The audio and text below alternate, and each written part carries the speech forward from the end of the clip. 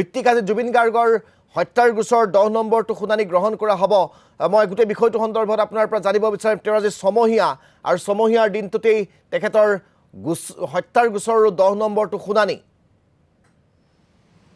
চাওক ৰাজদীপ, আজিৰ দিনটোত ধাৰ্য কৰা হৈছে চাৰ্জ যি ফ্ৰেম কৰিব, সেই চাৰ্জ ফ্ৰেমৰ শুনানিৰ কাৰণে 2 মাৰ্চত শুনানি গ্ৰহণ কৰিছিল আদালতে। তাত কেইবাখনো আবেদন কৰিছিল। শ্যামকানু মহন্তক, সিদ্ধাৰ্থ শৰ্মাকে ধৰি কেইবাখনো আবেদন দাখিল কৰিছিল। আৰু সেই আবেদনৰ শুনানিৰ পিছত বিশেষকৈ আবেদন আছিল শ্যামকানু মহন্তৰ যি বেংক একাউণ্ট আছে, সেই বেংক একাউণ্টটো খুলি দিয়াৰ কাৰণে। আৰু যিহেতু আদালতে সেইদিনাখন শুনানি গ্ৰহণ কৰাৰ পিছত দেখিবলৈ পাইছিল যে যি তদন্তকাৰী বিষয়া আছিল, সেই তদন্তকাৰী বিষয়াই একাউণ্টটো যেতিয়া ফ্ৰিজ কৰিছিল, সেই ফ্ৰিজ কৰাৰ সময়ত বিধিগত যি ব্যৱস্থা আছিল, সেই বিধিগত ব্যৱস্থা গ্ৰহণ কৰা নাছিল, যাৰ বাবে পৰৱৰ্তী সময়ত আদালতে বেংক একাউণ্টটো আনফ্ৰিজ কৰাৰ কাৰণে নিৰ্দেশনা জাৰি কৰে। আৰু তাৰ সমান্তৰালভাৱে ইয়াত যি অভিযুক্ত পক্ষৰ ফালৰ পৰা তেওঁলোকে বাৰম্বাৰ অভিযোগ আনি আছিল, আবেদন কৰি আছিল যে তেওঁলোকে যি প্ৰয়োজনীয় নথিপত্ৰ বা যিখিনি চাৰ্জশ্বিটত নথিপত্ৰ দিছিল, সেই নথিপত্ৰ লাভ কৰা নাছিল, যাৰ বাবে আদালতে 2 তাৰিখৰ দিনাখন শুনানি গ্ৰহণ কৰিছিল। আৰু শুনানি গ্ৰহণ কৰাৰ পিছত তেওঁলোকক সময়সীমা বান্ধি দিছিল। সেই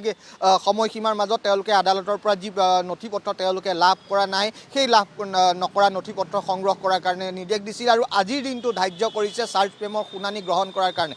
কিছু সময় পিছৰ পৰা আদালতৰ যি কাম কাজ, সেই কাম কাজ আৰম্ভ হ'ব। আমি পৰৱৰ্তী সময়ত এই ক্ষেত্ৰত আজিৰ দিনটো কি নিৰ্দেশনা জাৰি কৰে আমি জানিব পাৰিম। কিন্তু বৰ্তমান সময়ত যদি আমি কওঁ, আজিৰ দিনটো আদালতে চাৰ্জ ফ্ৰেম শুনানিৰ বাবে আজিৰ দিনটো ধাৰ্য কৰি থৈছে।